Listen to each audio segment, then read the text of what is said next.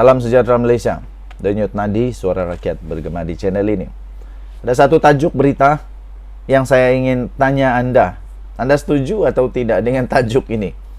PAS patut malu dengan pertuduhan jenayah anak Menteri Besar Perlis. Wow, ini memang bikin panas, memang bikin sakit jiwa, memang panas, bikin sakit jiwa, dan memang akan bikin pening kepala lah. Betulkah PAS patut malu dengan pertuduhan jenayah anak Menteri Besar Perlis? Wow, pertuduhan terhadap anak Menteri Besar Perlis dan bekas setiausaha politik beliau di dua mahkamah berbeza pada pagi ini adalah antara jenayah yang memalukan, antara jenayah yang memalukan melakukan tuntutan palsu berjumlah RM600,000 bukan saja sesuatu yang mengejutkan, malah pastinya juga turut mengecewakan seluruh Malaysia.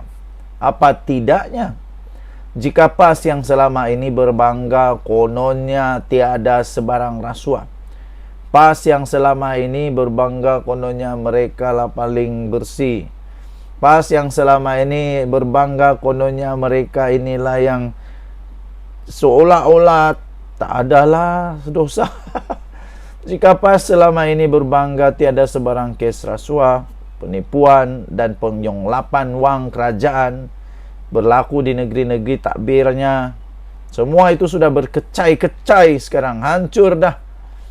Tiada apa lagi yang boleh PAS berbangga dengan kuatnya jiwa mereka terhadap godaan dunia. Lebih daripada itu, apa yang berlaku pula di Perlis itu telah terdedah belum pun sampai 2 tahun. Belum pun sampai 2 tahun PAS mengambil alih pentadbiran kerajaan negeri tersebut. Kenapakah perkara memalukan ini berlaku pada PAS? Sebuah parti yang memperjuangkan Islam dan selalu bercakap tentang dosa, pahala, syurga atau neraka. Apakah menyonglap duit haram lebih menyeronokkan daripada janji syurga? Apakah panasnya api neraka yang sering digambarkan dalam ceramah dan kuliah selama ini tidak menakutkan mereka untuk melakukan dosa? Sepatutnya sebagai sebuah parti yang memperjuangkan Islam serta sering mengajak rakyat menjauhi dosa, ahli mereka yang berjuang melalui PAS kalaupun mau terlibat dengan jenayah rasuah, penipuan, penyonglapan wang kerajaan, mereka adalah yang terakhir sekali boleh disabitkan dengan kesalahan sedemikian.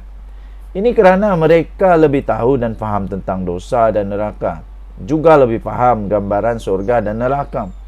Kalau pemimpin PAS selama ini turut bercakap dan memberi kefahaman kepada ahli-ahlinya bahawa tidak keluar mengundi pun dikira haram, seharusnya tentulah melakukan rasuah, menipu dan menyonglap duit kerajaan jauh lebih haram daripada apa yang tak keluar mengundi.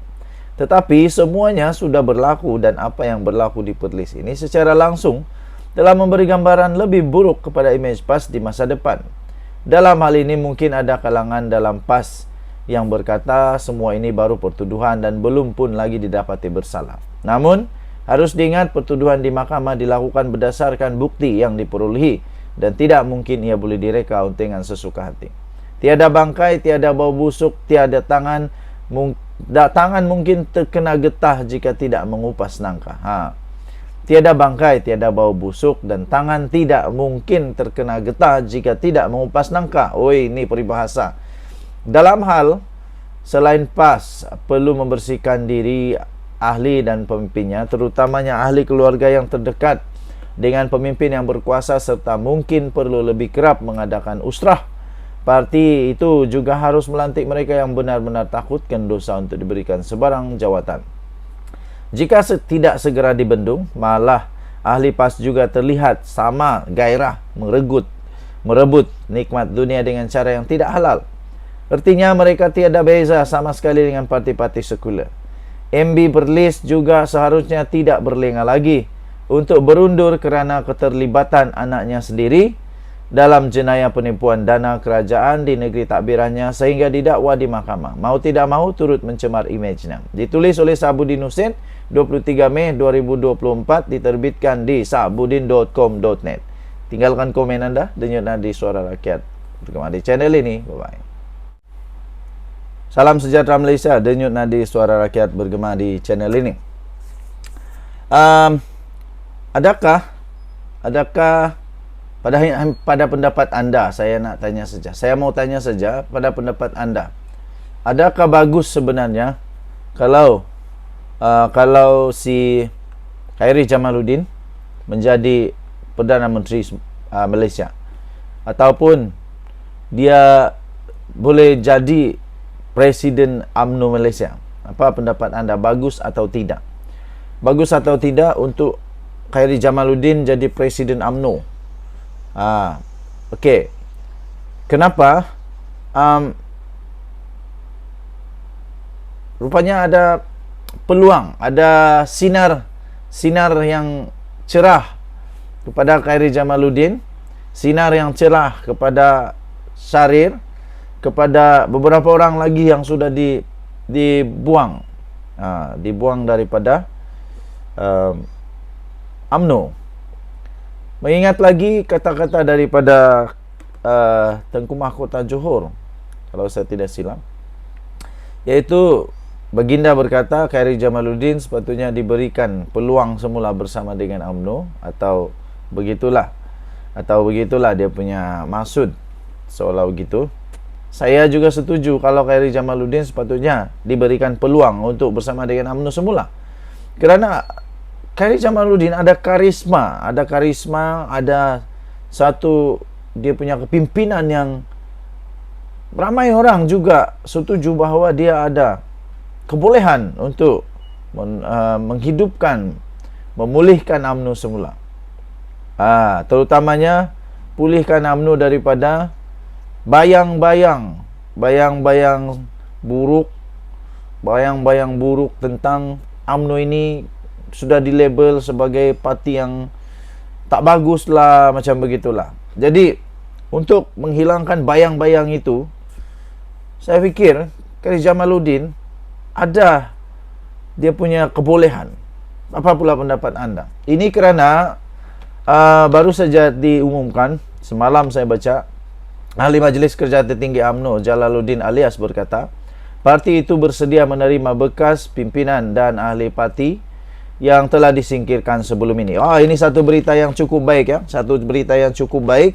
kerana ini akan memberikan peluang kepada mereka yang sudah dibuang untuk dapat masuk semula.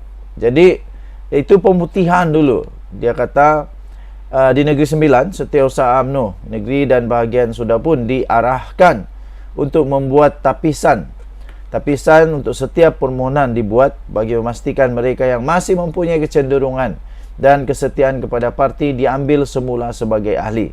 Jadi kalaulah Khairy Jamaluddin memang masih ada kecenderungan untuk bersama dengan UMNO, saya fikir UMNO jangan kasih lama, cepat-cepat ambillah Zaid Hamidi, Khairy Jamaluddin semula. Tapi pada masa yang sama perlu dipikirkan chemistry di antara Khairy Jamaluddin dengan dan juga siapa si Zaid Hamidi. Kalau mereka tak ada chemistry, susah juga. Jadi either one must step down ataupun cool down. Kalau tidak step down, cool down. Jadi proses pemutihan yang dilakukan oleh parti UMNO sebelum ini bertujuan membersihkan parti daripada mereka yang tidak berminat lagi dengan UMNO, dan beranggapan parti itu akan menjadi lemah. Jadi sekarang parti UMNO nampaknya sudah back to the track, at least sudah nampak sedikit ada back to track dengan kemenangan pula di Kuala Kubu Baru. Memang ada sedikit back to track lah. UMNO sudah melalui pelbagai dugaan dan cabaran dan dilanda pelbagai masalah, tetapi keistimewaan parti ini adalah apabila dilanda masalah yang mempunyai kaedah tertentu untuk mengatasinya. Harap-haraplah UMNO boleh bangkit semula untuk jadi parti yang kuat, parti yang hebat semulalah, bukanlah parti yang selalu